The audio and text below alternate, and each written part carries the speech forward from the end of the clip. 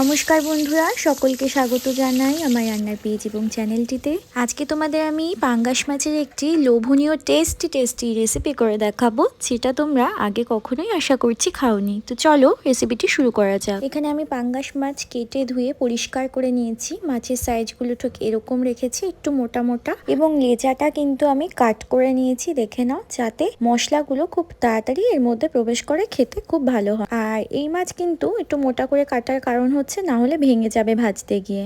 প্রথমে আমি এখানে দিয়ে দিলাম সামান্য পরিমাণ লবণ এবং সামান্য পরিমাণ হলুদের গুঁড়ো, যতটা ভাজার জন্য প্রয়োজন। তো এগুলো দিয়ে আমি ভালো করে মাছগুলো এপার ওপার মাখিয়ে নেব, একদম যেভাবে গায়ে গায়ে মাখানো যায় দেখে নাও, এরকম করে কিন্তু মাখিয়ে নিয়ে মিনিমাম 5 থেকে 7 মিনিট কিন্তু মাখিয়ে রেখে দেবো আমি, যাতে লবণটা এর মধ্যে ভালো করে প্রবেশ করে। আর এই মাছ কিন্তু খুব ফাটে, সেই জন্যই আসলে মাখিয়ে একটু রেখে দেওয়া উচিত। মাছ মাখিয়ে কিন্তু আমি এখানে 10 মিনিট রেস্টে রেখে দিয়েছিলাম। তো এখন আমি কড়া গরম করতে বসিয়ে দিয়েছিলাম, কড়া গরম হয়ে গেছে। এখন আমি এখানে পরিমাণ মতন সরিষার তেল দিয়ে দেব। রান্নাটা চেষ্টা করবেন কোনো শারীরিক সমস্যা না থাকলে সরিষার তেলেই করার, তাহলে এটা খেতে খুব বেশি টেস্টি হবে। এখন আমি এক এক করে হলুদ এবং লবণ মাখিয়ে রাখা মাছগুলো দিয়ে দিলাম এবং এটাকে ঢাকনা চাপা দিয়ে এপাশটা প্রায় 5 মিনিট মতন আমি ভেজে নেব। 5 মিনিট হয়ে গেছে, এখন এই পাশটা দেখে নাও ভাজা হয়ে গেছে। এখন মাছগুলো আমি কিন্তু উল্টে দেব এবং এই পাটটাও আমি ঢাকনা চাপা দিয়ে 5 থেকে 7 মিনিট ভেজে নেব। এগুলো কিন্তু হাই ফ্লেমেই ভাজতে হবে, আর প্রচণ্ড পরিমাণে ফাটবে, সেই কারণেই ঢাকনা চাপা দিয়ে আমি ভেজে নিচ্ছি। এখানেও এই পাশটা 5 মিনিট হয়ে গেছে, তোমাদের খুলে দেখিয়ে দিই। মাছ কিন্তু প্রায় লাল লাল করে সুন্দর করে ভাজা হয়ে গেছে। আর হ্যাঁ, এই মাছগুলো কিন্তু খুব লাল লাল করে দেখো এইভাবেই ভেজে নিতে হবে। কত সুন্দর করে ভেজে নিয়েছি দেখো। এখন আমি এক এক করে ভাজাগুলো তুলে নিচ্ছি এবং অবশিষ্ট যে 2 পিস মাছ রয়েছে সেই 2 পিস মাছও কিন্তু আমি সেম প্রসেসে ভেজে নেব। মাছগুলো দেওয়ার সময় কিন্তু গ্যাসের ফ্লেম তোমরা কমিয়ে দেবে এবং ঢাকনা চাপা দিয়ে এটাকেও আমি 5 মিনিট ভেজে নিয়েছি এবং এখন উল্টে দেব। উল্টে দিয়েও কিন্তু আমি এ পাশটা 5 মিনিট ভেজে নেব। মাছগুলো কড়া করে লাল করে ভেজে নিলে কিন্তু কড়াই থেকে খুব সহজেই মাছগুলো উঠে যায়। এখন আমি ঢাকনা চাপা দিয়ে দিলাম এবং 5 মিনিট পর দেখবো এ পাশটাও ভাজা হয়ে গেছে এবং মাছের পিসগুলো আমি তুলে নিচ্ছি। কত সুন্দরভাবে মাছগুলো কিন্তু ভাজা হয়ে গেছে। এখন ওই তেলেই আমি এখানে দিয়ে দিচ্ছি সাদা জিরে সামান্য পরিমাণ, 1 চিমটি মতন, এবং এটাকে আমি নাড়িয়ে চাড়িয়ে এটা যতক্ষণ না কালার চেঞ্জ হচ্ছে, মানে লালচে ভাব আসছে, ততক্ষণ আমি কিন্তু এটাকে একটু ভেজে নেব। এখন লালচে ভাব হয়ে গেছে। 2টো আলু আমি এরকম পাতলা পাতলা করে কেটে নিয়েছি, যাতে খুব সহজেই ভাজা হয়ে যায়। তোমরা চাইলে তোমাদের পছন্দ মতন যে কোনো সবজি ইউজ করতে পারো। আমি এটা আলু দিয়েই করব, কেননা আলু দিয়ে করলে এই মাছটা খেতে খুব ভালো হয়। এরপর আমি কিছুটা লবণ ছিটিয়ে দিলাম এবং লবণ তেলের সাথে ভালো করে আলুটা মিশিয়ে এটাকে ভাজা করব যতক্ষণ না পর্যন্ত এটা লাল লাল করে ভাজা হয়ে যায়। প্রায় 80% মতন আমি ভেজে নেব।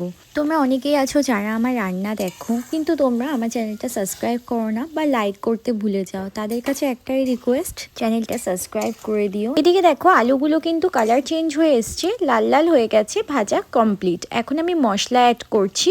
প্রথমে দিয়ে দিচ্ছি এখানে আদা বাটা, তারপরে দিলাম হলুদের গুঁড়ো, এরপর আমি দিয়ে দিচ্ছি লঙ্কার গুঁড়ো, জিরের গুঁড়ো এবং লবণ, পরিমাণ মতন লবণ দিয়ে দিলাম। আর এখানে দিয়ে দিলাম কাঁচা লঙ্কা বাটা, একটু ঝাল ঝাল করব সেই জন্য একটু বেশি দিলাম।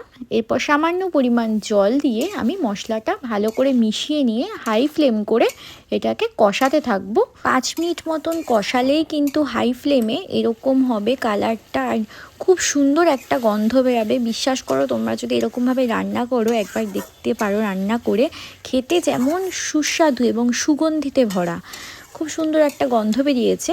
এবং টেক্সচারটা দেখে নাও, এরকম হবে। মশলা কষানো হয়ে গেছে, তোমরা এরকম টেক্সচার দেখলে বুঝতে পারবে, সাথে এবং সুগন্ধিও হবে। তো আমার মশলা কষানো প্রায় কমপ্লিট। এখন দেখো এই ভাজা মাছগুলো, যেগুলো আগে আমি ভেজে রেখেছিলাম, খুবই লোভনীয় লাগছে দেখতে, এই ভাজা মাছগুলো আমি এক এক করে কিন্তু মশলা কষানোর উপর দিয়ে দেব। মাছ ভাজাগুলো দেওয়ার সময় কিন্তু আমি গ্যাসের ফ্লেমটা কমিয়ে নিয়েছি, না হলে কিন্তু হাতে ছিটে আসতে পারে। এখন আমি পরিমাণ মতন এখানে জল দিয়ে দেব। জলটা তোমাদের পছন্দ মতন তোমরা দেবে, তোমরা কতটা ঝোল খাবে সেই অনুযায়ী কিন্তু জলটা দেবে। আমি এখানে একটু ঝোল ঝোল রাখবো, বেশি মাখা মাখা করব না, তো সেই পরিমাণেই আমি জলটা দিলাম এবং দিয়ে মশলার সাথে ভালো করে মাছগুলো মিশিয়ে দিচ্ছি। এবং মিশিয়ে দিয়ে গ্যাসের ফ্লেমটা কিন্তু আবার আমি হাই করে দেব যতক্ষণ না অবধি ফুটতে থাকে। ফোটা অলমোস্ট শুরু হয়ে গেছে, কিন্তু আমি আরেকটু ঝোল টানাবো, কেননা এতটা পরিমাণ ঝোল আমি রাখবো না, এবং যাতে মশলাগুলো ভালোভাবে ঢুকে যায় সেই কারণে আরেকটু ফুটিয়ে নিয়েছি। এখন এই অবস্থায় আমি এখানে গরম মশলা অ্যাড করছি। গরম মশলা অ্যাড করে কিন্তু আমি ভালো করে গরম মশলার সাথে মাছটা মিশিয়ে নেব এবং ঢাকনা চাপা দিয়ে আরেকটু সময় 2 মিনিট মতন আমি এটাকে ফুটিয়ে নেব।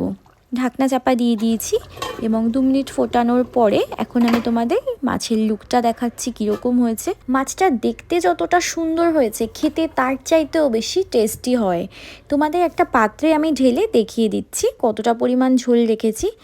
এটা বাচ্চা থেকে বয়স্ক সবাই খেতে পারবে এবং কম তেল ঝোল মশলায় এত সুন্দর টেস্টি খাবার তোমরা ভাতের সাথে একবার বানিয়ে দেখো। আদা জিরে বাটার ঝোল, কম তেল মশলায় এত সুন্দর টেস্টি রেসিপি ভাতের সাথে জাস্ট জমে যাবে। তো আজকের রেসিপিটি তোমাদের কীরকম লাগলো আমাকে কমেন্টে অবশ্যই জানিও। রেসিপিটি ভালো লাগলে একটা লাইক করে যেও এবং আমার চ্যানেলটি সাবস্ক্রাইব করতে একদম ভুলো না। এরকম নতুন নতুন রেসিপি নিয়ে তোমাদের সাথে আবার দেখা হবে। ততদিন ভালো খাও, সুস্থ থাকো। Thank you so much for watching the video. অনেক ধন্যবাদ ভিডিওটি দেখার জন্য। দেখা হচ্ছে নেক্সট ভিডিওতে। বাই।